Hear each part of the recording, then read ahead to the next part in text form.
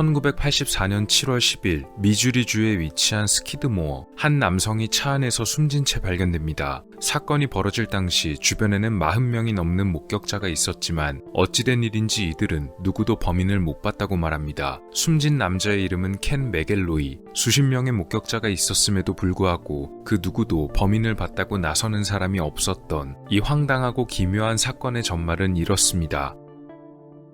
미주리주에 위치한 마을인 스키드모어. 이 스키드모어 마을은 규모가 그리 크지 않은 곳입니다. 2020년 인구조사에 따르면 이 스키드모어 마을에는 총 95가구 245명의 인구가 거주 중인 것으로 조사되었습니다. 사건이 벌어졌던 1980년대에는 인구가 조금 더 많았는데요. 총 437명이 이 마을에 살고 있었다고 합니다. 겉으로 보기엔 평화로워 보이는 이 작은 마을에는 사실 한 가지 큰 골칫거리가 하나 있었습니다. 그것은 바로 사건의 장본인이자 피해자였던 켄 맥겔로이. 맥겔로이의 부모는 원래 다른 지역에 살던 사람이었지만 나중에 스키드모어 마을에 정착해 지냈으며 맥겔로이는 1934년에 태어난 것으로 알려졌습니다.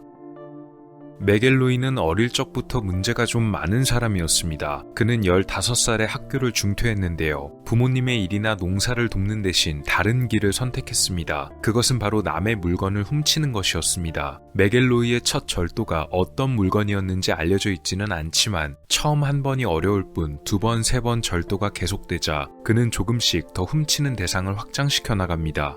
나중에 그가 주로 훔치던 것은 가축들이었습니다. 바로 근처 농장들에서 키우던 소와 돼지가 대상이었는데요. 살아있는 동물을 훔치는 것은 그냥 물건을 훔치는 것보다 어렵지만 그는 나쁜 쪽으로 손재주가 대단히 뛰어나기도 했고 운전 기술이 뛰어나다는 점도 있었기 때문에 오랜 시간 가축을 절도하는 것에도 문제가 없었던 것으로 보입니다.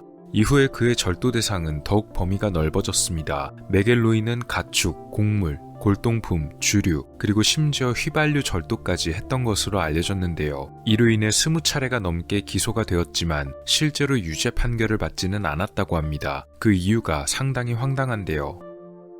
증인들이 증언하기를 거부했기 때문입니다. 증언 거부는 주로 맥겔로이의 위협적 행동이 그 이유였습니다. 너무 작은 마을이었기 때문에 증인이 누구인지 금방 알 수 있었고 맥겔로이는 이렇게 알아낸 증인의 집 근처에 차를 주차한 뒤 몇 시간이나 계속해서 증인의 집을 쳐다보는 행위를 계속했습니다. 증언을 하면 가만두지 않겠다는 무언의 협박이었기에 증인들은 두려워서 증언을 철회할 수밖에 없던 것이죠. 한 번은 이런 일도 있었습니다. 한 농부가 자기 농장에서 말 2마리를 훔치려던 맥겔로이를 현장에서 목격하고 그대로 붙잡아 경찰에 넘겼던 적이 있었는데요. 조사가 끝나고 경찰서를 나온 맥겔로이는 그대로 다시 그 농장에 찾아가 자신을 넘긴 그 농부를 폭행했습니다. 결국 농부는 자기가 잘못 봤다면서 신고를 철회했다고 합니다. 아무리 그래도 혐의가 너무 다양한데 어떻게 그렇게 쉽게 풀려나올 수가 있었는지 의문인데요. 또 다른 이유 중 하나는 그의 변호사 때문이었습니다. 그의 변호사는 리처드 진 맥파딘이란 사람이었는데 이 변호사의 실력이 상당히 뛰어났던 모양입니다. 이 사건을 다룬 관련 자료들에 따르면 리처드는 경험이 부족한 신규 검사들을 아주 능글맞게 상대해서 맥겔로이가 번번이 풀려나는 것에 성공할 수 있게 도와줬다고 합니다.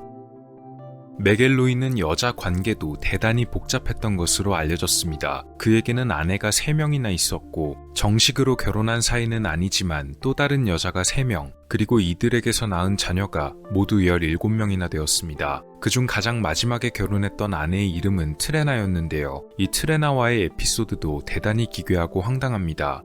트레나가 맥겔로이와 처음 만날 당시 그녀는 겨우 12살이었고 맥겔로이는 그보다 23살이 더 많은 35살이었습니다. 지금 관점에서 봐도 말도 안 되는 나이 차에다가 트레나의 나이는 겨우 10대 초반 여학생이기 때문에 사실상 범죄나 다름없는 일이었으며 이런 인식은 그 당시에도 마찬가지였습니다. 그래서 트레나의 부모는 두 사람을 절대로 못 만나게 반대했습니다. 그러자 맥겔로이는 말도 안 되는 일을 벌이기 시작했는데요. 트레나의 집에 찾아가 그 집에서 키우던 개를 해치고 그녀의 집에 불까지 질렀던 것입니다. 겁에 질린 트레나의 부모는 결국 맥겔로이의 협박을 이길 수 없었고 트레나는 그렇게 맥겔로이와 함께 살게 되었습니다. 더 놀라운 점은 당시 그에게 이미 아내 앨리스가 있었던 것입니다. 막무가내로 트레나를 집에 데려온 메겔로이 때문에 그와 그의 아내였던 앨리스, 트레나 셋이 전부 같이 살게 됐습니다. 이 과정에서 또 말도 안 되는 일이 하나 있었는데요. 그가 멀쩡히 잘 지내고 있던 자기 아내 앨리스와 이혼하고 트레나와 정식으로 다시 혼인을 했단 것입니다. 그가 이렇게 했던 이유는 미성년자 착취 혐의를 피하기 위해서였는데요. 내 부인이 됐으니 법적으로 아무 문제가 없다고 주장했습니다. 지금 시각으로 봐도 대단히 막 나가는 인물이나 마찬가지였습니다. 이런 그가 정상적인 가정 생활을 유지할 리는 없었습니다. 메겔로이는 1973년 폭행, 방화 등의 혐의로 법정에 서게 됐는데 이는 모두 트레나의 증언이 결정적이었습니다. 이로 인해 그는 법적으로 구속되고 트레나와 그녀의 아이는 위탁가정으로 보내졌는데요. 나중에 보석금 2,500달러를 내고 석방된 메겔로이가 가장 먼저 찾아간 곳이 바로 이 위탁가정이었습니다. 그리고는 이 위탁가정의 집이 어딘지 알아낸 다음 그가 늘 하던 대로 집 앞에 차를 보란듯이 주차해두고서 집을 몇 날 며칠이고 계속해서 노려봤다고 합니다. 결국 참을 수 없던 위탁가정의 주인 부부가 그에게 찾아가 계속해서 이런 협박을 벌이면 신고하겠다고 말하자 메겔로이는 또 한 번 황당한 이야기를 꺼냈습니다. 바로 이 위탁가정 주인 부부에게 딸이 있단 걸 알고 있으니 아내 트레나와 자기 아이를 돌려주지 않으면 당신네 딸을 본인이 데려가겠다고 말합니다. 한마디로 맞교환을 할 수밖에 없단 것이었는데요. 들어보면 말도 안 되는 막무가내 협박이었지만 이들은 그가 정말 그렇게 할 수 있을 거라고 믿었습니다. 아마도 이 협박 이후에 트레나와 자녀가 위탁가정을 떠나 다시 메겔로이의 집으로 돌아가게 된 것으로 보입니다. 이렇게 메겔로이는 이 작은 마을 스키드모어에서 사람들을 두렵게 만드는 이른바 공공의 적이었습니다. 그의 불안당 같은 행위는 이후로도 계속되었다고 하는데요. 마을 주민들은 마을에 위치한 작은 술집에 모여 있다가도 그가 나타나면 모두들 그를 피하기 바빴습니다. 단순히 술집에서만이 아니었던 것으로 보입니다. 이들은 메겔로이가 나타나기만 하면 어디가 됐든 그와 마주치는 것조차 싫어서 자리를 피했습니다.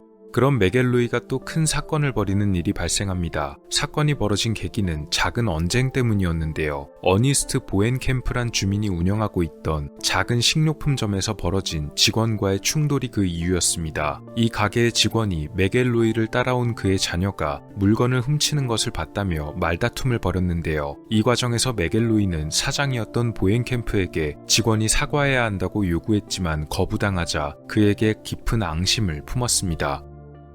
이후 메겔로이는 이른바 스토킹을 시작했는데요. 사장 보엔캠프가 가게에서 퇴근할 때까지 기다리다가 그의 차를 뒤에서 따라가 미행하기도 하고 가게 앞에 차를 주차해두고 몇 시간씩 가게를 쳐다보기도 했습니다. 또 일부러 그의 가게 앞에 쓰레기를 버려두는 등 보엔캠프와 그의 가족을 천천히 괴롭혔습니다. 당연히 보엔캠프 역시도 가만히 있진 않았습니다. 결국 보엔캠프와 메겔로이가 크게 대치하는 사건이 벌어졌는데 이 과정에서 메겔로이는 크게 분노해 자기 집에 돌아가 창고에 보관하고 있던 소총을 꺼내왔습니다. 그리고는 식료품 가게로 돌아가 그를 쏴버립니다. 보엔캠프는 목에 큰 부상을 입고 말았는데요. 다행히 목숨은 잃지 않아 살아날 수 있었고 메겔로이는 체포되어 살인미수 등으로 기소되었습니다. 하지만 그의 변호사 리처드가 또 능수능란하게 손을 써서 보엔캠프가 먼저 공격한 정당방위였다고 주장합니다. 1981년 메겔로이는 유죄 판결을 받았고 그로 인해 징역 2년형을 선고받았지만 항소심 기간 동안에 또 한 번 보석으로 석방될 수 있었습니다. 당연히 자기 죄를 반성할 사람은 절대 아니었기 때문에 그는 석방되자마자 이번에는 확실히 끝내버리겠다며 보엔캠프 그리고 주변 사람들에게도 보복을 계획합니다. 1981년 7월 스키드모어 마을에 있던 술집, 많은 사람들이 모여서 한 잔씩 기울이고 있었습니다. 메겔로이가 그동안 구속되어 재판을 받았기 때문에 그가 없는 동안에는 별 문제가 없었던 것으로 보입니다. 하지만 메겔로이가 석방되었다는 소문이 들려오자 사람들은 저마다 불안감을 감출 수 없었습니다. 그러던 어느 날 저녁 석방된 그가 술집에 나타났습니다. 술집에 나타난 그의 모습은 대단히 위협적이었습니다. 왜냐면 그가 손에 소총을 들고 있었기 때문인데요. 이 소총에는 심지어 총검까지 부착되어 있었습니다. 술집에 그가 나타나자 가게는 순식간에 조용해졌고 조용해진 술집에서 그는 보엔캠프를 찾았습니다. 앞으로 언제가 됐든 보엔캠프와 그의 가족 그리고 그의 편을 들었던 이들을 다 기억해뒀으니 가만두지 않겠다는 협박이었습니다. 마을 주민들은 그가 그러고도 남을 사람이란 걸 알고 있었기에 메겔로이가 떠난 뒤 따로 모여 방안을 논의했습니다. 처음 제시된 것은 법적인 방안이었으며 이들은 그의 항소심이 끝날 동안만이라도 보안관에게 마을을 보호해줄 것을 요청하기로 합니다. 1981년 7월 10일 마을 회관에 모인 주민들 노더웨이 카운티의 보안관 댄 에스테스를 불러서 메겔로이로부터 마을을 지킬 방안을 얘기했습니다. 하지만 보안관의 대답은 꽤 실망스러웠는데요. 그냥 그와 직접 대립하진 말라는 말뿐이었기 때문입니다. 대립하지 않아도 그가 찾아와서 문제라고 말하자 보안관은 문제가 벌어지기 전까진 개입이 불가능하다며 일단 동네 자체의 방범 프로그램을 고려함과 동시에 될 수 있는 대로 그를 피하라고 조언하고는 떠났습니다.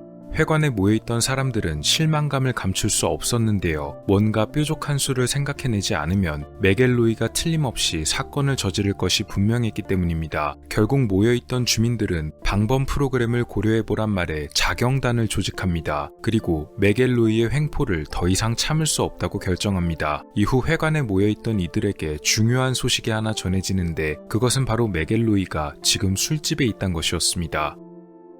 이때부터 일은 일사불란하게 돌아가기 시작합니다. 자경단을 조직했던 마을 주민들 몇 명은 각자 집에 돌아가 뭔가를 하나씩 챙겨와서는 술집으로 집결합니다. 실제로 술집에는 메겔로이가 와서 술을 마시고 있었는데요. 뭔가를 결심하고 찾아온 수십 명의 마을 주민들로 인해 술집은 곧 사람들로 가득 찼다고 전해집니다. 메겔로이는 자기 술잔을 다 비운 뒤 자리에서 일어났습니다. 그리고 밖으로 나가는 그를 따라서 술집 안에 있던 주민들도 밖으로 나왔습니다. 바깥에 주차된 자신의 빨간 픽업 트럭에 탑승한 메겔로이, 차에 시동을 걸려 했지만 무슨 이유에서인지 시동이 걸리지 않았습니다. 그가 차에 시동을 걸려고 애쓰고 있던 동안 밖으로 나온 주민들 중 몇 명이 그의 픽업 트럭을 둘러쌌습니다. 그리고 뒤이어 여러 발의 총성이 울려 퍼졌습니다. 사건은 정말 순식간에 벌어졌습니다. 그의 트럭에는 아내 트레나도 함께 탑승하고 있었는데 트레나는 비명을 지르며 바깥으로 빠져나왔습니다. 그녀는 다행히 다친 곳 하나 없이 무사했습니다. 트레나는 주변 사람들에게 구급차를 불러달라며 소리쳤지만 그 누구도 구급차나 경찰을 부르는 사람은 없었다고 하네요. 결국 누군가의 늦은 신고로 보안관이 현장에 출동합니다. 조사 결과 여러 발의 총이 발사된 흔적이 남아있었는데 그중 2발이 메겔로이에게 치명상을 입혔습니다. 보안관은 당시 주변 사람들을 불러 조사를 시작합니다. 그런데 이 조사 과정에서 매우 황당한 일이 벌어졌습니다. 분명 수십 명, 정확히는 사건이 벌어질 당시에 46명이 그 현장에 있었음에도 불구하고 그 누구도 범인을 봤다는 사람이 나오지 않았던 것입니다. 최초로 발포한 사람이 누구인지 또 누가 가담했는지 누가 이걸 계획한 건지에 관해서 누구 하나 증언하는 사람이 없었습니다. 그냥 전부 몰랐다거나 못 봤다거나 증언을 거부한 것입니다. 또한 사건에 사용된 총기들도 어디론가 치워진 상태였는데요. 메겔로이의 아내였던 트레나가 한 사람을 지목했지만 그는 자기가 그런 적이 없다며 범행을 부인합니다. 이 사람을 정식으로 조사하기 위해선 증언이 필요했지만 말씀드렸다시피 아무도 나서지 않았기에 그는 무혐의로 풀려납니다. 보안관을 비롯해 지역 경찰, 수사관들, 심지어 FBI까지 동원되어 이 전대미문의 사건을 파헤치려 했지만 마을의 침묵을 깨는 것에는 실패했습니다. 마을 주민들 중 한 명은 사건을 조사하던 지역 경찰에게 그가 어떤 사람이었는지 당신도 알잖아 라고 말하기도 했습니다. 물론 사건에 대한 직접적인 증언은 아니었지만 어쨌든 주민들이 메겔로이에 대해 가지고 있던 눌러온 분노를 어느 정도 엿볼 수 있는 말이었습니다. 살아남은 아내 트레나 메겔로이는 마을 주민들이 남편을 희생양으로 만들었다며 비난했고 마을 주민들과 마을의 시장 스티브 피터스, 그녀가 지목했던 남성과 지역 보안관을 상대로 약 500만 달러의 소송을 제기하기도 했습니다. 당연히 이때도 모두가 침묵을 지켰기 때문에 소송은 그녀가 원하던 대로 흘러가진 않았지만 소송이 길어질수록 늘어나는 소송 비용을 줄이기 위해 대신 약 17,600달러 정도의 합의금을 받을 수 있었습니다. 어쩌면 이 금액은 주민들이 모두 입을 다물었던 대가, 그리고 비록 악인이지만 그의 최후에 대한 위로금, 또 아내 트레나 역시도 과거 그의 또 다른 피해자란 점을 감안해서 주민들이 그녀에게 줄 수 있던 최소한의 합의금이었던 듯 보입니다. 결국 이 사건은 그 누구도 기소되지 않았고 그 누구도 유죄 판결을 받지 않은 미제 사건으로 남게 되었습니다. 이 사건은 당연히 큰 관심을 불러 모았는데요. 여러 매체에서 이 사건을 다루기도 했으며 1988년 작가 해리 맥린이 이 사건을 주제로 한 인 브로드 데이라이트란 책을 집필하기도 했습니다. 이 책은 나중에 1991년에 동명의 제목으로 영화로도 만들어지기도 했었습니다. 켄 맥겔로이는 확실히 문제가 많은 사람이었습니다. 비록 그가 공공연히 사람들 앞에서 범행을 벌이겠다고 예고하고 다녔기에 이들의 선택이 어떤 면에서는 어쩔 수 없던 것으로 보이지만 자경단의 해결 방법은 법적으로는 당연히 문제가 있었습니다. 그러나 모두가 침묵을 유지했기에 조사가 거의 불가능했던 것이죠. 한 관계자는 이론적으로는 사건이 재수사될 수도 있다고 말합니다. 하지만 그건 결정적이고 신뢰할 만한 증인이 있을 경우에만 재수사가 가능할 것이라고 덧붙였는데요. 문제는 2019년 기준으로 당시 사건의 관련자였던 사람들이 현재는 세상을 모두 떠났다는 것입니다. 아내 트레나 역시도 2012년에 암으로 세상을 떠났기 때문에 사실상 이 사건은 미제 사건이 아닌 것 같으면서도 영원히 미제 사건으로 남을 수밖에 없는 운명으로 보이네요. 모두가 봤지만 모두가 못 봤던 켄 맥겔로이 사건이었습니다. 오늘 영상은 어떠셨나요? 다음 시간에도 더 많은 이야기들로 찾아뵙도록 하겠습니다. 미스터리 큐브였습니다. 감사합니다.